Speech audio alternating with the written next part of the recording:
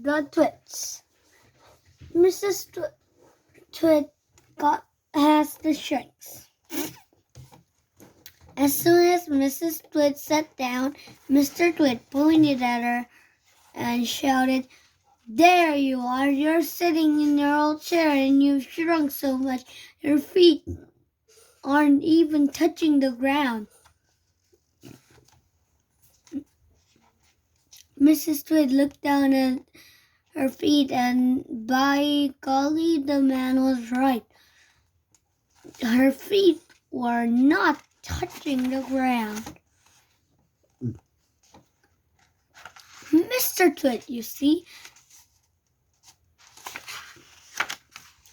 had been just as clever as the chair he'd been with the walking stick. Every night when he'd gone downstairs and stuck a little bit of extra onto the stick, he had done the same to the four legs of Mrs. Twit's chair.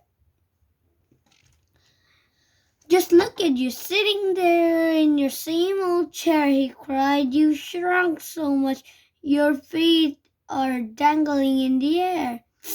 Mrs. Twit went white with fear. "You've got the shrinks," cried Mr. Twit, pointing his finger at her like a pistol. "You've got them badly. You've got the most terrible case of shrinks I've ever seen."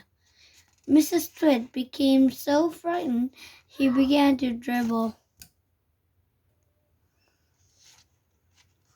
But Mr. Twit, still remembering the worms in his spaghettis,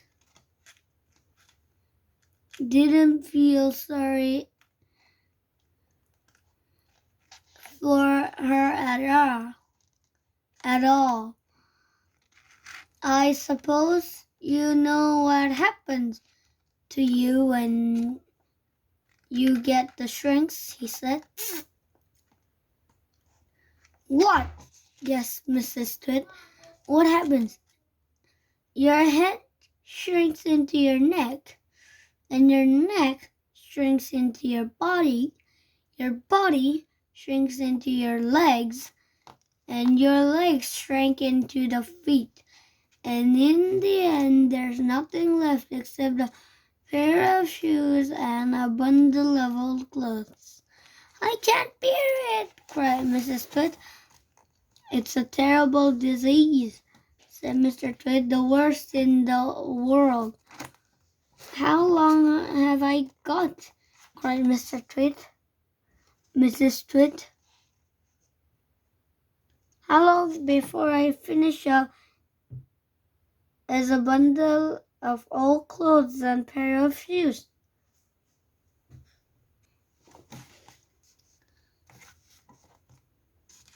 Mr. Twit has a very solemn face. "At the rate you're going," he said, shaking his head sadly, "I'd say not more than 10 or 11 days." "But isn't there anything we can do?" cried Mrs. Twit. "There's only one cure for the shrinks."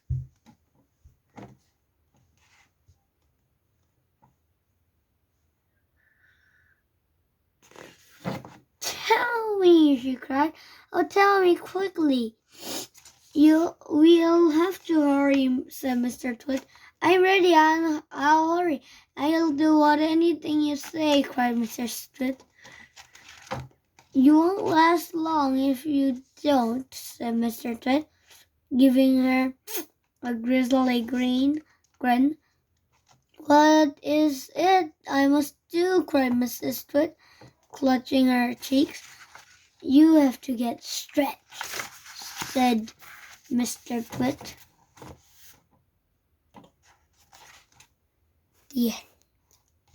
I'll see you next time, and please subscribe, and next time we'll pick up Mrs. Twit got stretching. Okay. Until next time. Good night.